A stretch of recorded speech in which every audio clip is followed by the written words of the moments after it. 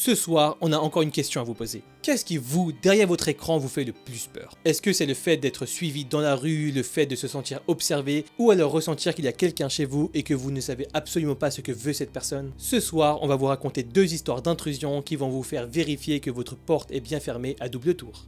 Bonsoir et bienvenue dans cette nouvelle vidéo en compagnie de Kratos Et de Joe. Et ce soir, on est parti pour un nouveau thread d'horreur. On le sait bien, dans les threads d'horreur, il y a beaucoup de mécanismes qui sont très différents, il y en a certains qui reviennent même assez souvent. Et lorsqu'on pense qu'on a tout fait, il y en a encore, notamment dans les derniers threads d'horreur qu'on a racontés, avec la parapente par exemple, c'était quand même bien original, mais finalement, ceux qui font le plus peur, c'est pas les plus simples. Ce soir, comme on vous l'a dit, on est parti pour 2 histoires qui sont vraiment flippantes, franchement elles mettent pas très bien. La deuxième histoire est assez longue, donc on s'est dit qu'on restait pour cet épisode sur 2 histoires, mais dites-nous en commentaire si vous préférez qu'on en fasse 3. Comme d'habitude, si vous voulez nous soutenir et nous donner de la force, n'hésitez pas à vous abonner avec ce petit bouton et à mettre la cloche aussi pour être prévenu de toutes les prochaines vidéos. Encore une fois, merci beaucoup parce que vous êtes vraiment nombreux à rejoindre la chaîne, à regarder nos vidéos, à rejoindre le Discord et les réseaux sociaux, ça nous fait super plaisir. On passe énormément de temps à répondre à vos commentaires, à parler avec vous, mais ça nous fait toujours autant plaisir. Mais en attendant, mettez-vous bien dans l'ambiance, éteignez les lumières, mettez le casque à fond et on est parti pour la première histoire. La première histoire, c'est celle de Flora qui s'est passée lorsqu'elle avait 13 ans. L'histoire se passe pendant l'été et à ce moment-là, toute sa famille est réunie dans la maison de ses grands-parents. C'est vraiment une grande réunion de famille, il y a beaucoup de monde, il y a notamment sa sœur, ses parents, son oncle, ses cousins. Et le soir de l'histoire en question, les adultes avaient décidé de privatiser un petit restaurant en ville, ce qui fait que Flora et les autres enfants devaient rester tout seuls à la maison. Parmi les enfants qui doivent rester, il y a elle-même, ses petits cousins, mais également sa grande sœur Louise. Et c'est donc Louise qui a 16 ans et qui est la plus grande des enfants, qui est censée rester à la maison et s'occuper de tout le monde. Au début, tout se passe très bien, Louise va directement mettre un film pour les enfants pour qu'ils puissent s'amuser et la soirée va finir environ à 21h. À cette heure-là, Louise avait eu l'instruction d'aller faire dormir les petits, sauf qu'à ce moment-là, ils n'avaient pas du tout envie de dormir, ils étaient clairement trop surexcités et du coup Louise va leur accorder de rester dans leur chambre pour allumer la lumière et lire. Mais quand même, cette dernière n'a absolument pas envie que toute la responsabilité lui tombe dessus et du coup, elle va leur demander d'éteindre la lumière directement dès qu'ils vont entendre les adultes rentrer. Bref, à ce moment-là, les enfants sont dans leur chambre et Flora et Louise vont profiter pour regarder la télé dans le salon. Au bout de quelques heures, il commence à être un petit peu tard, Flora commence à être un petit peu crevée, du coup elle va se lever pour aller se préparer et se mettre au lit, et en se dirigeant vers sa chambre, elle va passer devant une fenêtre et là elle va clairement entendre le bruit d'une voiture. Sauf qu'il y a quelque chose d'assez bizarre parce que la lumière automatique de la maison qui était censée s'allumer lorsqu'il y avait des personnes qui passaient devant ne s'allume pas comme si personne n'était sorti de la voiture. Flora, à ce moment, elle se rapproche de la vitre, elle essaye de voir qui il y a dehors et là elle va tomber sur une vision très étrange. Elle voit dans le noir l'ombre d'une personne qui est en train de marcher très discrètement et qu'il est en train de longer la haie comme s'il ne voulait absolument pas être repéré. Flora a beau être jeune, elle comprend directement qu'il se passe quelque chose de très bizarre et elle commence directement également à paniquer. Directement, elle éteint la lumière du couloir où elle se trouve et commence à se cacher en espérant que l'individu ne l'ait pas remarqué. Et là, elle repense directement à Louise qui, elle, est toujours devant la télé dans le salon et qui est au rez-de-chaussée. Alors que Flora se triture l'esprit pour essayer de se demander comment elle pouvait prévenir Louise sans faire de bruit, il est déjà trop tard parce qu'elle entend la porte d'entrée s'ouvrir. Flora fait son maximum pour tendre l'oreille et ne faire aucun bruit et elle entend distinctement que la personne entrée dans la maison est en train de marcher lourdement sur le parquet et qu'elle est dans le salon même si elle ne sait pas du tout où est sa sœur à ce moment-là. Et l'instant d'après, les voix qui provenaient de la télé se taisent comme si l'homme avait éteint la télé en question. Flora ne sait pas quoi faire, mais une chose est sûre, elle ne le sent pas du tout, elle sent que l'individu peut être très dangereux et du coup par instinct, elle va ouvrir la fenêtre et aller sur le toit du garage pour essayer de s'enfuir le plus vite possible. Et alors qu'elle a réussi à se hisser sur le toit, Flora jette un œil vers la fenêtre de la chambre où étaient ses petits cousins et elle remarque que la lumière est éteinte. Elle va donc se demander s'ils étaient en train de dormir ou s'ils avaient entendu l'individu et étaient donc en train de se cacher. Flora va finalement rester sur le toit en se posant toutes ces questions pendant plusieurs longues minutes qui vont sembler durer pendant des heures. Et au bout d'un instant, alors qu'elle ne sait clairement pas quoi faire et qu'elle est clairement paralysée, elle a peur pour sa sœur et ses petits cousins mais également elle-même, elle entend un bruit complètement inespéré parce qu'il s'agit en fait de sirènes de police qui se dirigent vers la maison. Flora décide de re-rentrer dans la maison et toute contente de se diriger vers eux le plus vite possible. Quelques instants après, elle voit avec soulagement que d'autres policiers sortent de la maison avec sa sœur et ses petits cousins sains et saufs. Et c'est là que sa grande sœur Louise va lui expliquer tout ce qui s'était passé. Tout comme Flora, Louise avait directement remarqué le bruit de la voiture et avait senti qu'il se passait quelque chose de très bizarre. À ce moment-là, au rez-de-chaussée, elle a donc décidé de se cacher directement dans une armoire et a donc vu l'individu rôder dans la maison. Louise va même lui décrire ce détail vraiment très glauque. L'individu s'était doucement rapproché de la télévision, s'était installé sur le canapé dans le plus grand des calmes et avait simplement éteint la télé. Toujours cachette dans son armoire, Louise va donc décider d'appeler la police, qui va heureusement arriver très rapidement. Et en entendant les sirènes de la police, l'intrus s'est enfui par le jardin et n'est plus jamais revenu dans la maison. Une fois les parents revenus, ils ont appris toute l'histoire et étaient vraiment morts de peur pour leurs enfants. Ils se disent tous que ça aurait vraiment pu mal tourner et être très dangereux pour tous. Cette histoire va tellement les marquer que pendant une semaine, ils vont tous décider de dormir à l'hôtel parce qu'ils avaient peur que l'individu revienne dans la maison. Et encore aujourd'hui, alors qu'elle est bien plus âgée et que cette histoire s'est passée il y a quelques années, Flora ne cesse de se demander qui était cette personne et ce qu'elle voulait leur faire.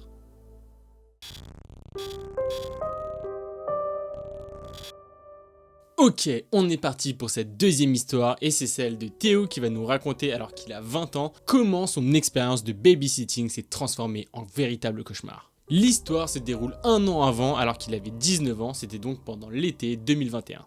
À ce moment-là, Théo est étudiant mais il a envie d'un job étudiant, du coup il cherche un travail pour financer ses études. Il a déjà fait ça pas mal de fois, il a été serveur, ouvrier ou même agent de propreté.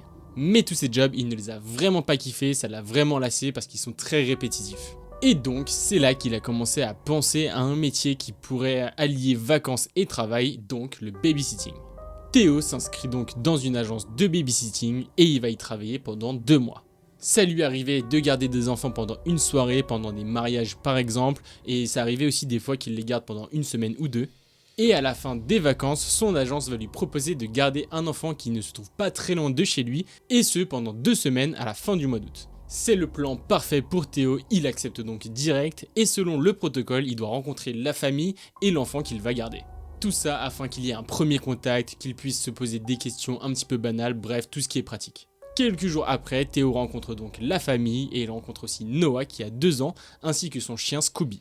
La mère va commencer à faire visiter à Théo toute la maison et pendant ce temps-là, il y a aussi le chien qui est là et la mère va lui dire qu'il est là pour protéger son fils et ça va un petit peu faire rire Théo parce que clairement Scooby c'est un tout petit chien en fait. La mère de Noah dit à Théo que vraiment il lui sauve la vie parce que elle allait bientôt reprendre le boulot et parce qu'en fait le beau-père de Noah est marin-pêcheur donc clairement il n'est jamais à la maison. Bref, le premier contact se passe très bien et quelques semaines plus tard, Théo arrive pour la garde. Les 2 premiers jours sont complètement banals, tout se passe très bien, il n'y a rien à signaler. Chaque matin, Théo emmène Noah se promener en poussette et il y a aussi Scooby qui vient pour se balader dans les bois. Petit détail qu'il faut noter, à chaque fois qu'il sortait, il passait par la porte arrière du garage qui était tout le temps ouverte par simplicité et en fait c'était juste une habitude de la famille, ça a toujours été comme ça.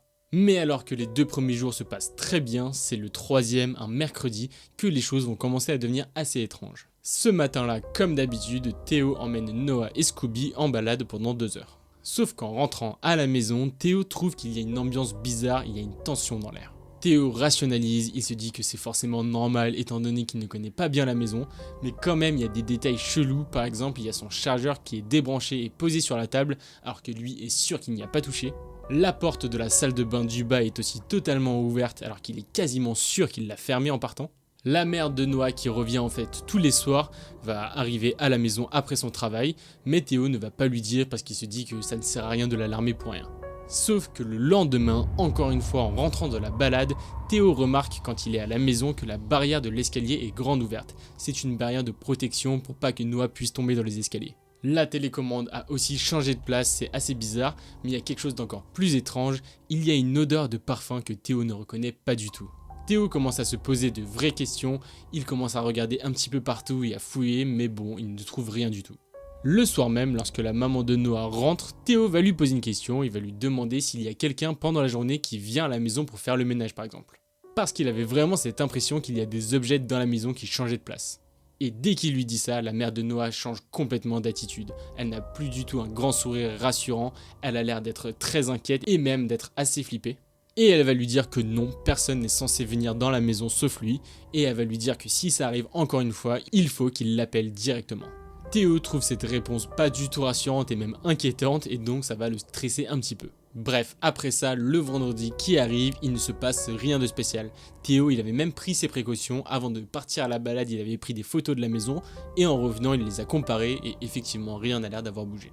Après ça, le week-end passe, Théo il est donc en vacances, il n'a pas besoin de garder les enfants le week-end, et il revient lundi complètement détendu et déstressé.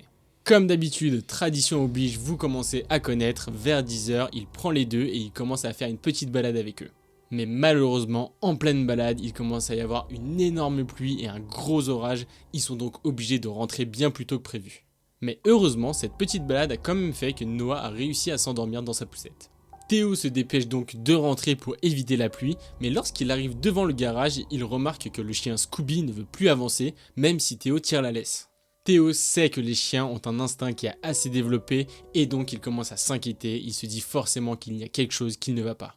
Il décide donc de porter Scooby, de rentrer dans le garage et de le laisser à côté de Noah qui est dans sa poussette. Théo rentre donc dans la maison pour chercher une serviette et il a donc laissé Scooby et Noah dans le garage histoire que Scooby, qui à ce moment-là est tout mouillé, ne salisse pas toute la maison. Sauf que là, dès le premier pas dans la maison, Théo ressent à nouveau cette tension palpable dans l'air et dès qu'il regarde un petit peu autour de lui, il voit qu'il y a un sac qui est posé et qui n'était absolument pas là lorsqu'il est parti. Cette fois, il en est sûr à 100%, il n'imagine rien du tout, il sait qu'il y a quelqu'un dans la maison et donc il commence à flipper à mort. Doucement, Théo s'approche des escaliers et encore une fois, il voit que la barrière de protection est grande ouverte. Il entend distinctement qu'il y a du bruit à l'étage et d'ailleurs ce bruit vient de la chambre des parents. Et même si à ce moment-là, il est mort de peur et d'angoisse, il nous dit qu'il ressent aussi du courage parce qu'il va se décider à monter pour voir ce qu'il y a. Et alors que Théo arrive enfin juste derrière la porte de la chambre des parents, il arrive à entendre qu'il y a effectivement quelqu'un dans la chambre qui est en train de marcher et qui est en train de fouiller quelque chose. Prenant son courage à deux mains, Théo espère de tout son cœur que c'est la mère qui est juste rentrée plus tôt et il va donc ouvrir la porte pour vérifier. Sauf que là, c'est la grosse désillusion parce qu'en ouvrant la porte, il s'aperçoit qu'il y a un homme qui est assez grand et assez musclé qui le regarde droit dans les yeux. Théo est complètement paralysé, lorsqu'il croise le regard de cet homme, il ne bouge pas, il a l'impression que cet instant dure une éternité et à ce moment-là, il a un pressentiment complètement mauvais. Mais par surprise, l'homme va rompre le silence en disant simplement « Hey, bonjour, vous devez être le babysitter, je suis le père de Noah ». En entendant ça, Théo est complètement soulagé, il se dit que ça va, c'est juste en fait son père qui est certainement rentré plus tôt. Et c'est ce que le père va lui répondre, il va lui dire qu'à cause de la météo il était rentré plus tôt, ce qui paraît complètement cohérent étant donné qu'il est marin-pêcheur. Alors que Théo commence à relâcher la pression et à se détendre un petit peu, le père de Noah va commencer à lui poser plusieurs questions. Il va lui demander où se trouve Noah, il va lui demander est-ce qu'il est habillé, est-ce qu'il peut le voir actuellement. Même si Théo n'est pas à 100% rassuré, il va quand même lui faire confiance et lui répondre que Noah est dans le garage dans sa poussette. Et là, sous l'émotion, étant donné qu'il a vécu une période assez stressante à ce moment-là et qu'il doit réfléchir assez vite, il dit qu'il est rentré à la maison pour venir chercher une serviette pour Milou. Et en fait, Milou c'est son propre chien, il a confondu Scooby et Milou en gros. Théo s'en rend compte tout de suite et alors qu'il est sur le point de se corriger, le père de Noah va réagir très bizarrement. Il va tout simplement lui dire que les serviettes de Milou sont dans la salle de bain. Là, le sang de Théo se glace complètement parce que comme vous l'aurez compris, il se rend compte que le père de Noah, donc cet homme, cet inconnu, n'a pas du tout compris qu'il s'était gouré de prénom. Théo fait de son mieux pour ne pas réagir du tout, il essaye même d'afficher un sourire pour essayer d'être le plus impassible possible, et là tout de suite il se dirige vers la salle de bain, et une fois dans la salle de bain, il sort son téléphone et il envoie tout de suite un message à la mère de Noah pour lui dire qu'il y a un homme dans la maison qui se fait passer pour son père. Et il va lui préciser que clairement cette personne n'a pas du tout l'air net. Bref, après ça, Théo continue son acting, il prend une serviette et il descend en faisant genre qu'il descend vraiment pour aller donner la serviette au chien. Et alors qu'il est en train de descendre, la personne va l'interpeller et il va lui dire qu'étant donné qu'il était rentré à la maison, Théo pouvait rentrer plus tôt, il n'avait pas eu besoin de lui. Mais ce dernier, sachant qu'il se passe quelque chose de très étrange dans la maison, va commencer à inventer un mytho pour pouvoir rester. Il va lui dire qu'il doit faire ses heures pour l'assurance, un truc comme ça. Et alors qu'il arrive au rez-de-chaussée et qu'il commence à marcher en se demandant vraiment ce qu'il doit faire, il tombe sur une photo de famille et en regardant de plus près, il voit bien que le père ne ressemble pas du tout à l'homme qui est à l'étage. Théo est complètement paralysé, il ne sait absolument pas quoi faire, il a vraiment l'impression que ce genre de situation normalement ça n'arrive qu'aux autres, sauf que cette fois ça lui arrive à lui. Mais là il a un élan de lucidité, il se dit qu'il ne doit pas trop réfléchir et il a même un instinct paternel qui va se réveiller. Du coup tout de suite il va se diriger vers le garage, il va prendre Noah et Scooby et les emmener à sa voiture. Il allume la voiture le plus vite possible et il part de cette maison en roulant quelques minutes histoire d'être sûr qu'ils sont en sécurité. Quelques instants après, la mère de Noah envoie un message à Théo lui disant de rentrer parce qu'il y a la police qui les attend. C'est donc ce qu'il va faire et il va retrouver la mère de Noah totalement en pleurs lorsqu'elle va retrouver son fils. Théo va commencer à parler à la police mais ils ne vont lui offrir aucune réponse, il n'a aucune idée de ce qui s'est passé et d'ailleurs sa garde va finir là parce que la mère de Noah va prendre des congés après cette histoire pour s'occuper de son fils. Et ce n'est qu'une semaine après que la mère de Noah va finalement appeler Théo pour lui expliquer tout ce qu'il s'est passé. L'homme que Théo avait rencontré dans la maison était bel et bien le père biologique de Noah, sauf que quelques années après, ça ne s'était plus du tout bien passé et elle avait donc divorcé avec lui, puis elle a rencontré le beau-père de Noah qui est lui marin-pêcheur. Le père biologique de Noah avait perdu la garde étant donné qu'il était un consommateur de drogue régulier et qu'il était très violent. Il a d'ailleurs lui-même avoué qu'il était rentré plusieurs fois par effraction dans la maison, là où habitent Noah et sa mère. Théo comprend donc tout de suite que tout ce qu'il avait vu, il ne l'avait pas imaginé, il y avait bel et bien quelqu'un qui s'introduisait régulièrement dans la maison, et d'ailleurs il venait certainement par la porte du garage qui était tout le temps ouverte. Et bien entendu, le chien Scooby a été adopté après la séparation de la mère et du père biologique de Noah, c'est pour ça qu'il ne connaissait pas du tout son nom. Mais le détail qui va vraiment lui faire froid dans le dos, c'est lorsqu'il va apprendre que la police a retrouvé un sac au pied du lit de Noah. Dans ce sac, il y avait des affaires et la police va lui faire comprendre que si Théo était parti comme l'avait recommandé son père biologique, ce dernier aurait très probablement kidnappé Noah. C'est bon, pas besoin de vous retourner, il n'y a personne chez vous normalement. Même si on est d'accord, ces deux histoires et notamment cette dernière, ça fait quand même bien flipper. Personnellement, on trouve ça vraiment très malaisant de voir qu'il y a une personne qui peut rentrer comme ça, voir des choses que normalement vous seul êtes censé voir, et comme ça rentrer dans le cœur de votre intimité. D'ailleurs, le mécanisme des intrusions, c'est assez banal, on en a fait plein sur la chaîne, si vous voulez aller voir, n'hésitez pas à aller voir la playlist Thread Horror qui est juste là. Mais quand même, à chaque fois, ça a son petit effet et c'est bien flippant, on va pas se le cacher. Bref, en tout cas, on espère que vous avez kiffé, merci beaucoup encore une fois d'avoir regardé jusqu'à la fin et de partager ce moment de conclusion avec nous. On est plus de 17 000 sur la chaîne et au moment où sort cette vidéo, peut-être qu'on est encore bien plus. En tout cas, merci beaucoup de nous suivre et pour votre fidélité parce qu'en ce moment, c'est vraiment super dingue. On reçoit plein de commentaires, plein de nouveaux abonnements et plein de personnes qui viennent nous suivre sur les réseaux sociaux et sur Discord pour venir parler en direct avec nous. Ça nous fait super plaisir et clairement, on passe beaucoup de temps à le faire et on espère que vous appréciez. Pour tous ceux qui nous regardent sans être abonnés, n'hésitez pas à le faire si vous voulez nous donner de la force. Nous, ça nous aide énormément à gagner en visibilité, etc. Donc vraiment, c'est le meilleur moyen de nous soutenir. Mais dans les prochains temps, on compte vraiment vous gâter. Et c'est grâce à toutes ces petites actions qui vous paraissent peut-être futiles, comme s'abonner, commenter, liker, partager les vidéos, nous rejoindre sur les réseaux sociaux, que nous, on progresse vraiment et qu'on commence à avoir des projets de plus en plus ambitieux sur la chaîne. Et ce soir, on vous le dit, c'est vraiment que le début. Bref, encore une fois, on espère que vous avez apprécié. Nous, ça nous fait toujours plaisir de vous parler et de vous raconter ces histoires. C'était Kratos et Joey. On se dit à la prochaine pour une nouvelle vidéo. Ciao! C'est une fin de tournage. Et vous êtes des grands ouf. De ouf. Genre, je sens mal, tu vois. Je pense qu'il y a des jours où tu le sens. Des fois, t'as des jours comme ça, toi, tu le sens ou pas? Aujourd'hui, c'est un jour où je suis en mode. Là, je sens que genre ma coupe est pas maîtrisée, que. Chaud, etc. Est-ce que la fin, c'est au péril de tes oreilles? Ce qui paraît complètement cohérent, étant donné qu'il est Martin pêcheur. Théo va donc relâcher la pression et se détendre un petit peu, et pendant ce temps-là, le père va lui poser plusieurs questions, il va lui demander où est Noah, comment il se trouve, où est-ce qu'il va, peut-être qu'il marche. T'as rien qui va encore là. J'ai vraiment des phrases bizarres des fois. On a un peu la fin de la session. Comment il va, où est-ce qu'il va? J'espère. C'est ouf. Et non, fallait monter. Tu l'as monté sinon? Si tu as monté, c'est bon. Tu peux. Et d'ailleurs, si vous venez de France, de Belgique, de Suisse, du Canada, la référence retour là. T'avais un ton de troller, je savais que tu trollais. Je savais pas sur quoi tu trollais. J'étais trop rapide pour.